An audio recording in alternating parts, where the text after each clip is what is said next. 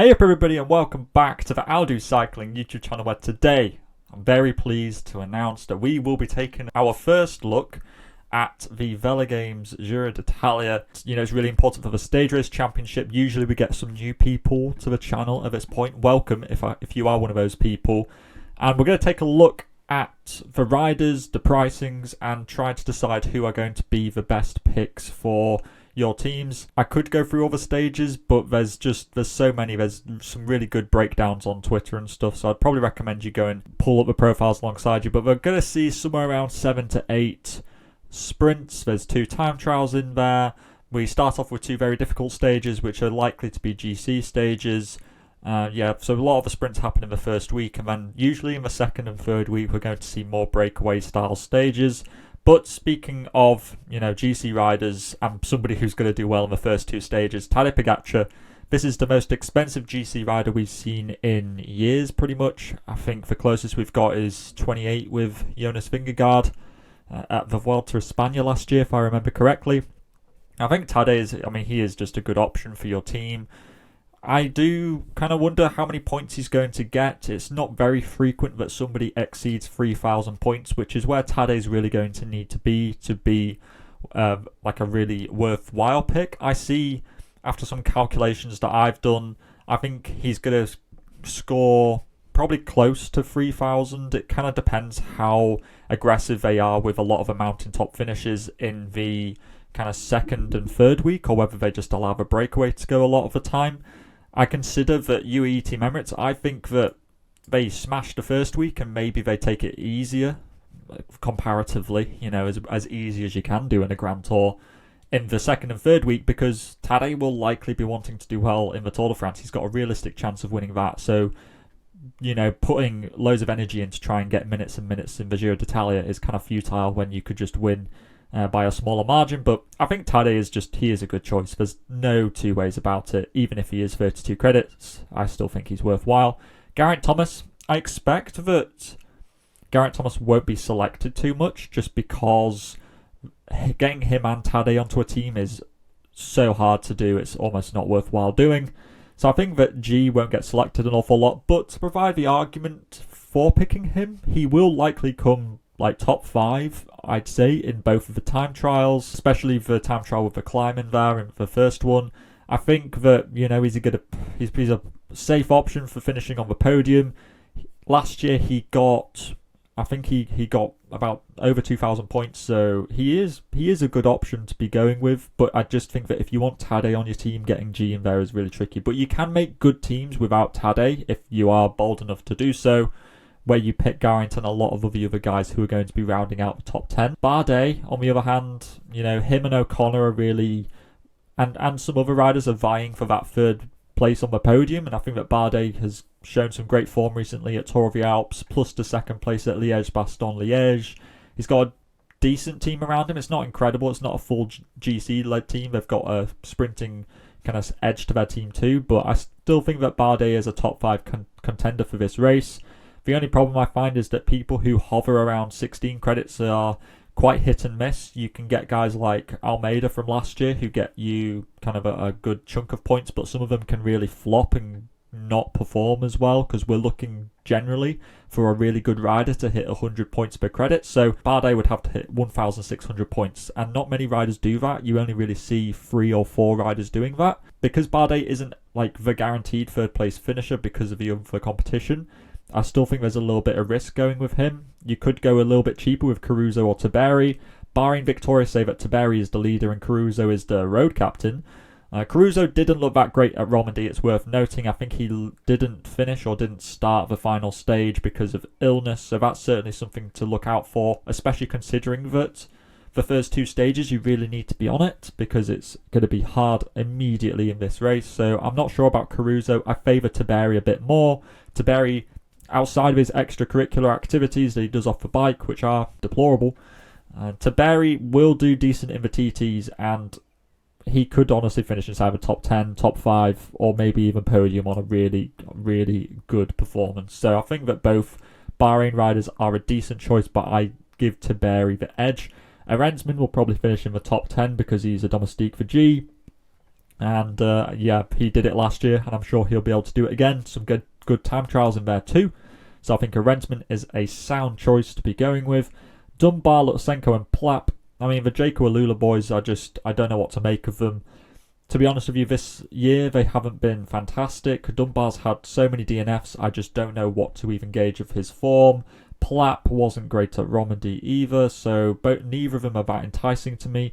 Lutsenko didn't finish, well, he didn't even start like the second stage of Romandy because of illness, so I'm not sure how he's feeling, but Lutsenko's a good option for a top 10 because I think Astana will be wanting UCI points, and Lutsenko is a likely candidate to try and get inside the top 10. But if he does it by doing like the Guillaume Martin, get him a breakaway, drop a little bit in the GC group, get him a breakaway, then he will likely be quite a good pick, but it is a bit risky, I will admit. And then you get the 8 credit guys. I'd say the best one for me is Van Zevenant because he will get a lot of breakaway freedom and he looked very good in Amstel Gold Race and Liège-Bastogne-Liège. Schachmann he hasn't been that brilliant for the last 2 years. He's had some good flashes of form this year, but I would favour going with Van Zevenant. Foss and Groscharkner are just going to be there for domestiques. Then you get into the other climbers, but they're also, GC contenders. O'Connor, of course, is the other 16 credit rider. Him or Bardet, I think you can argue either side. I slightly favour O'Connor. He's got a slightly better TT. He's looked overall, I think, better this year than Bardet has. So I'd say that O'Connor, for me, is that person who's really kind of lining up that third place of the podium most securely. Martinez never seems to go that well over a 3-week race, unless it was when he was helping out Bernal in the 2021 Giro, where he finished 5th. He does have some good TT legs, so he could come top 10 in both of those as well, which is some good secure points to be going with. But Martinez over 3 weeks is very unproven and therefore quite risky to be banking on as a GC contender. He will just be a very expensive person who will be hunting 4 stages more than likely. Ita Brooks, I think, will just be fine. He will probably net you somewhere close to 1,000 points. He's quite safe, so no real problems with Ita Brooks other than he will lose so much time in the TTs because he is really bad at them. Nairo hasn't been good this year. And I'm very sorry to say, because I don't know, maybe Nairo and Green will just out me for this, but there's no way I'm picking Nairo Quintana in this race. Alaphilippe has actually looked pretty decent recently, and if he can do good in that first stage, there's definitely some stages in that first week which suit Alaphilippe. My only problem with him is that he doesn't do that great later on in Grand Tour breakaways, and a lot of that terrain might be a little bit too tricky for him. But I do think back to that 2018 Alaphilippe when he was in the polka dot jersey at the Tour, and part of me hopes that can happen again. So I do quite like Alaphilippe for this race. I think he could maybe find some form of glory that he's been missing the last couple of years.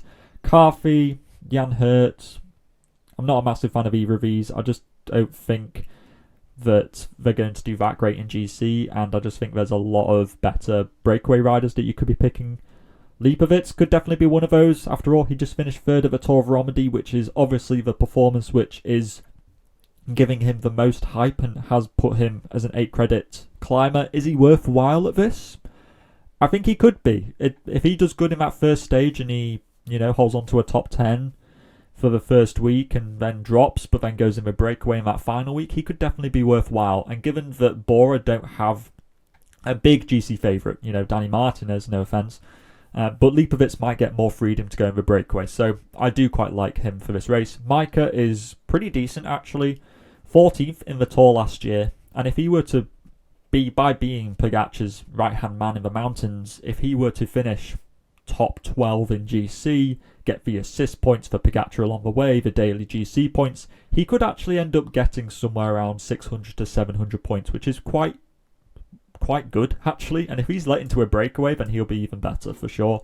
Pozzovivo, if you're feeling kind of nostalgic and a bit of want a bit of a throwback, then go with Pozzovivo, but I don't think he's that great, in all honesty, for this race.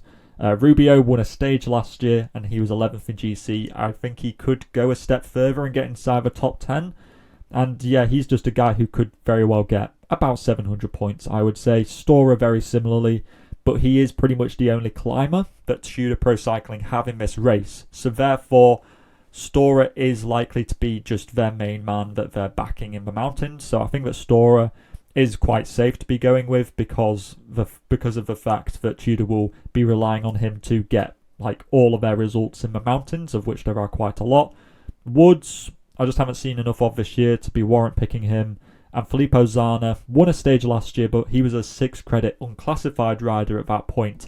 8 credits in the climber is a little bit more expensive, but if Plapp and Dunbar don't really perform, Zana will be the guy who they rely upon in the breakaways. Then you got some 6 credit guys. I think my favourites are Juan Pedro Lopez and Giulio Pellizzari, because Juanpe won the Tour of the Alps. So therefore 6 credits I think is quite cheap for him. So I think he's really good.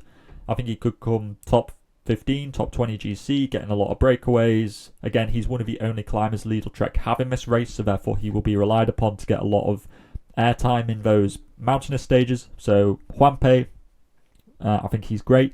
And Pellizzari is like the young gun. Did good in Tour of the Alps, but not really too much else. But, you know, if you're feeling a little bit risky, I'd say that Pellizzari is the good one to be going with. And maybe Chavez, but honestly, Chavez doesn't seem to perform too well in the Grand Tours in breakaways. I don't know why, but I've looked through the statistics and it just doesn't seem to work out. In the sprinter category, I realised that this video is going to be long, so hopefully, you know, go make a cup of tea and pause this video if you need to. But the sprinters, you've got Koy and Merlier, who are in theory the fastest sprinters in the race. You could, well, Jakobsen and Milan. These are the fastest sprinters in the race, the top 4. I would say I favour Koy and Milan because they climb a bit better than Merlier and Jakobsen. And given that there are some stages where these guys could be at a risk of getting dropped, Koy and Milan provide a bit more certainty.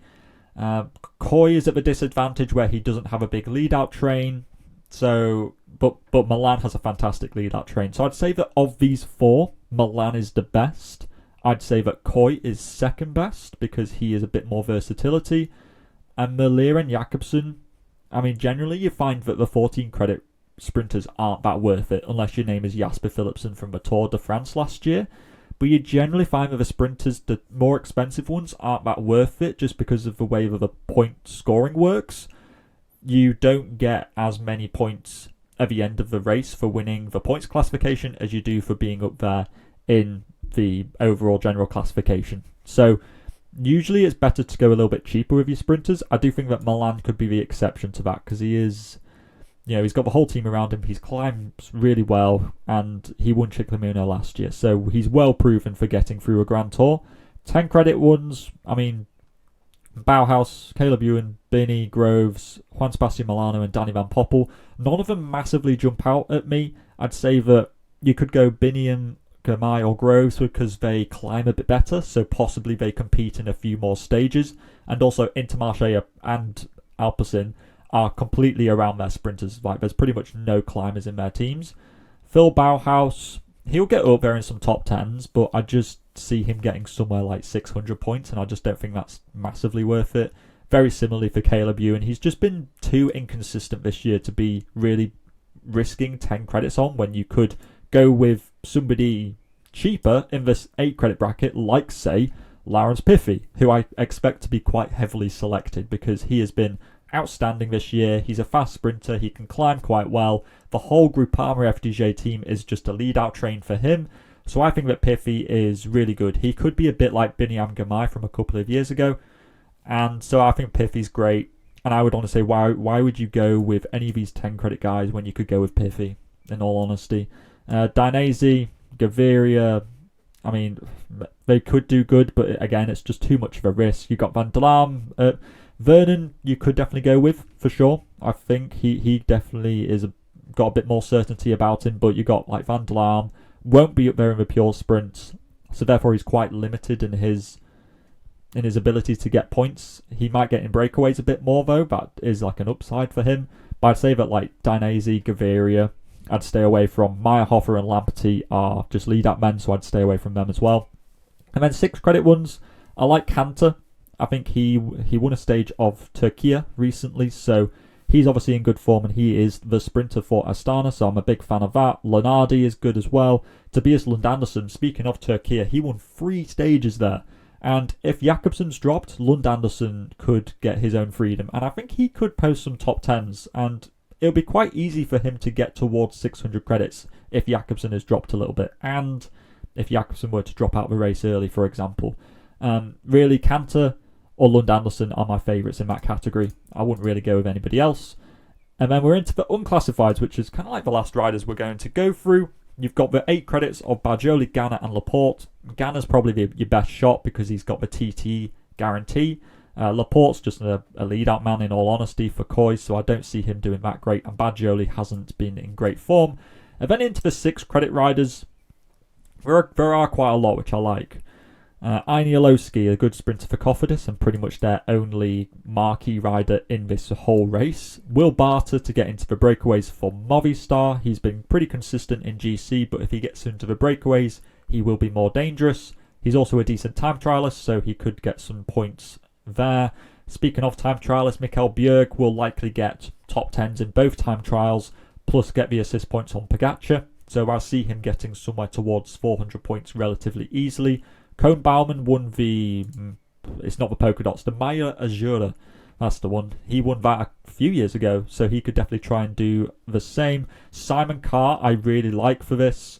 He won a stage of Tour of the Alps, and a friend of mine who knows him said that he is posting like power PBs, and he did that in Tour of the Alps. So I think that Simon Carr is in the form of his life, and I think I picked him last year, but I'm more than willing to pick him again, that's for sure. You could go with Matteo Fabro as the not a sprinter, the climber for Polti Cometa. I think that he will get in the breakaway quite a lot. Fortunato, stage winner in the past, back in 2021. Relatively safe option, I think, for a GC finishing top 15. Astana need them UCI points. He could get in the breakaways. I think that Fortunato is really safe. One of my favourite ones in this whole bracket. Quentin Hermans could sprint if Groves gets dropped, but again, that's quite like a niche scenario to be banking on. Keplinger is a good time trialist and also a decent climber, and Bahrain say that because of his kind of unknown nature, he might get underrated in the breakaways, so I think they're going to send him into breaks. Whether he's going to do well from those, I have no idea, but it's worth mentioning that he is he's a pretty good one, and Bahrain usually do well in Team GC, so he could get quite a few assist points just that way as well.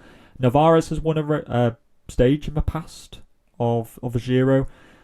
Maybe he sprints on some of the finishes, but Ineos are usually too boring to allow that to happen. You got the Pada Pentler brothers, both of them good picks. No problems with either of those. Scaroni's good for Astana for breakaways. Nick Schultz is great for Israel as well. Israel Premier Tech. He'll probably get the breaks. Good puncher.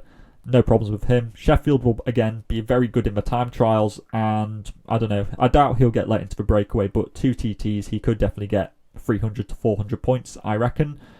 You get Stuyven, who is better over the rolling terrain, where Milan will likely not be up there. Tratnik is a good breakaway rider, I think, although he wasn't that great at the Tour of Romandy. Torstein Tlen, good climber for Bahrain Victorious, who will also get in the break. And Kevin Vermarker, who DSM Thermonic personnel seem to be hyping up an awful lot to be getting into the breakaways too. So Kevin is good, especially for a lot of those rolling medium mountain stages. He'll be a really good option. I think he could definitely crack some top 10s. And then into the 4 credit bracket, there's not too many to be shouting about, although you could go with Alex Baudin. Had a very good start to the year, but I expect him just to be on domestique duty. However, maybe he's allowed into the breakaway because Decathlon just seem really on a roll at the moment, and I think they might certainly allow him in there. You get Tobias Bayer, who is a bit of a climber for Alpes Interkoenig, and given that they don't have any climbers, somebody who's semi-good at climbing will likely be their main person for breakaways.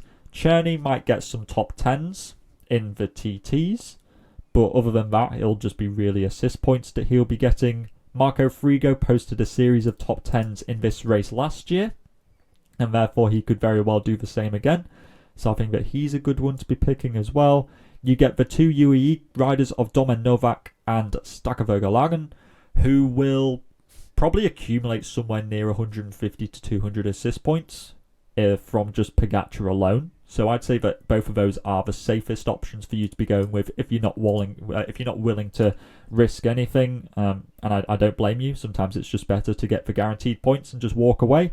You get Pickrell, who, hear me out here, he is a decent sprinter. And if Vernon is dropped, or if Vernon DNFs the race, then Pickrell could certainly pick up some decent results in the sprints. You get Seri, who might get in the breakaways. You have Albert Torres, who's probably he might sprint, but they've got Gaviria. Damian Touzé, I swear, gets involved in some of the sprints. Or it might have been Cyril Barth. But again, these are really clutching at straws here, where these guys might be sprinting. But we've got such good sprinting talent in this race, I doubt they'll be anywhere near competitive. And then Alessandro Vera for Arkea, the only Italian on the Arkea B&B Hotels team this year. So maybe on like home soil, maybe he gets him a breakaway. He is a very good climber, so I think that he's one of the more kind of like risky but high risk, high reward riders to be going with. And this is my team. I realise this is such a long video. Yeah, we've got like 2 GC riders, quite a lot of breakaway riders who are also semi-GC. And I got 2 sprinters in there, but I'm nowhere near certain about this team. I'm also tempted to go with like O'Connor and then put on a 6 credit rider like Tobias Lund Anderson, something like that. That's the kind of 2 teams that I'm between at the moment. But if you are still here, thank you very much for watching the video. And if you are new, be sure to subscribe, because you don't want to like be missing out on any of the videos. Be sure to put your teams in the comment sections down below. Be sure to come back, because we're going to have a podcast episode coming out in the next couple of days, and I will of course be revealing my final team on Friday before the Giro d'Italia starts. But all that is left to say is to stay safe out there, and I will see you in the next video. Salut!